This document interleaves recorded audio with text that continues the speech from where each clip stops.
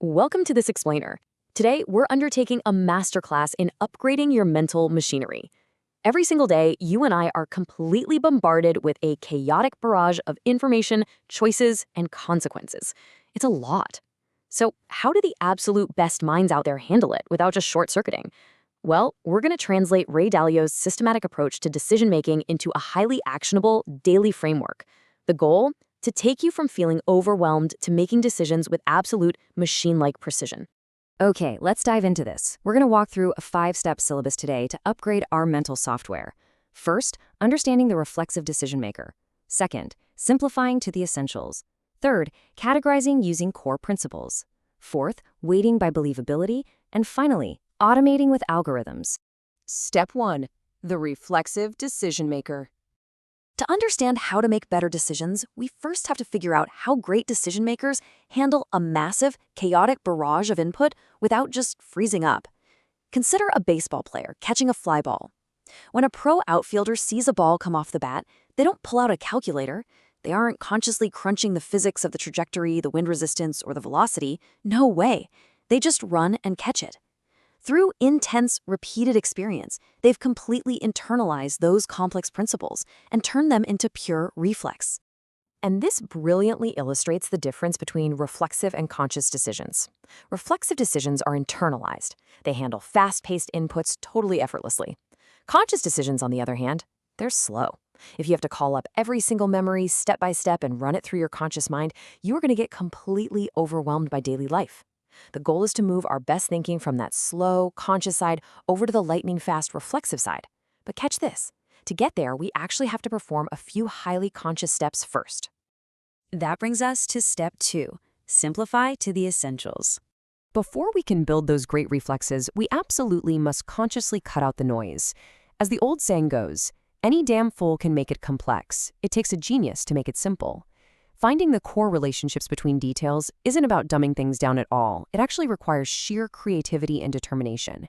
You have to actively eliminate the irrelevant fluff, so the essential elements and exactly how they relate to one another stand out crystal clear. A perfect visual for this is Pablo Picasso's progression as an artist. Now, Picasso was incredibly capable from a super young age. He could paint beautiful, highly detailed representational art. But as his legendary career progressed, what did he do? He continually pared down his images. He simplified. He removed all the excess noise until literally only the absolute, undeniable essence of the subject remained. We need to do the exact same thing with the information we use to make our choices. Step 3, categorize using core principles. Once we strip away the noise, our efficiency can truly skyrocket. Think about identifying an animal species. If you see a furry creature with 4 legs, a tail, and it barks, you don't look at it and treat it as some totally unique, never-before-seen alien entity. You just categorize it as a dog. Dalio suggests we do this exact same thing with our decisions. You have to realize that almost all cases at hand are really just another one of those. Identify which species of problem it is, and then just apply your pre-established principles. This single mental shift can massively reduce your decision fatigue. We're talking by a factor of 100,000. It turns a stressful crisis into a recognizable, almost fun matching game. So here is the 3-step process for systematically building your own mental map of these principles. First, slow down your thinking so you can carefully note the exact criteria you're using to make a decision. Second, literally write those criteria down as a formal principle. And third, once the decision actually plays out in the real world, assess the outcome and refine your criteria before the next one of those comes along. It's just a constant loop of continuous improvement. Moving right along to step 4, weighting by believability. But what happens when the species is hard to identify?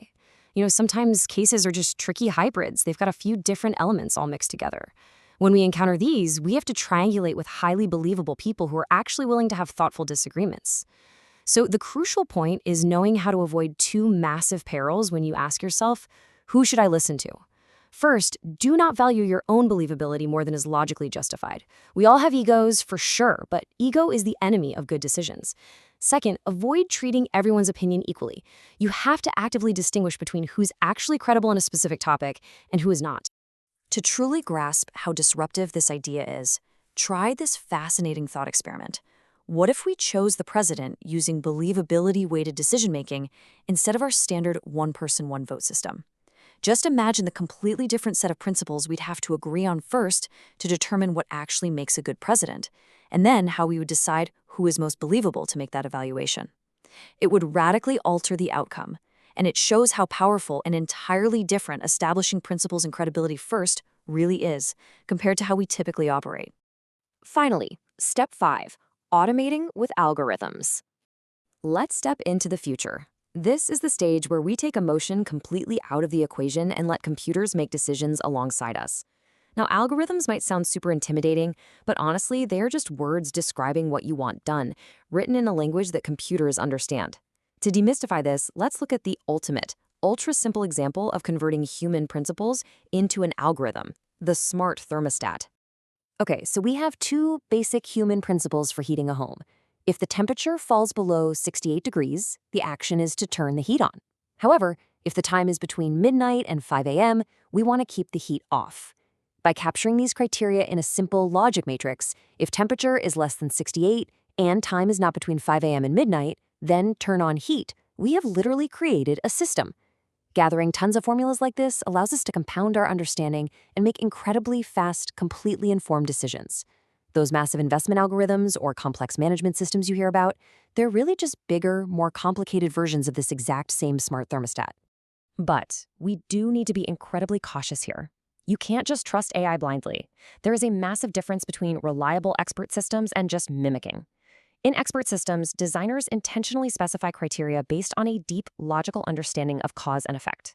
Mimicking, however, is when a computer just observes data patterns and applies them without any understanding of the underlying logic. Mimicking is dangerous in the real world because things constantly change, and these systems lack one incredibly vital human trait: common sense. Our fifth analogy perfectly captures this mimicking danger. Imagine an AI analyzing human behavior. It observes that people wake up in the morning and immediately after they eat breakfast. Without human common sense, the computer might falsely mimic this pattern and deduce that the physical act of waking up causes a human to be hungry. It completely confuses correlation with causation. So as you upgrade your software and lean on technology, you've got to ensure you deeply understand the logic behind the algorithms you employ. So you now have the framework. You know how to simplify, categorize, weight believability, and build algorithms to determine the absolute best decisions. But here is the thing. Knowing what to do is only half the battle. The ultimate question is, do you actually have the courage to make them? Upgrading your mental software requires a dual mandate: the intellect to see the truth and the bravery to act on it. I challenge you to actually apply this new mental software to your daily life and just see how much clearer your world becomes. Thanks for joining me on this explainer, and keep upgrading your systems.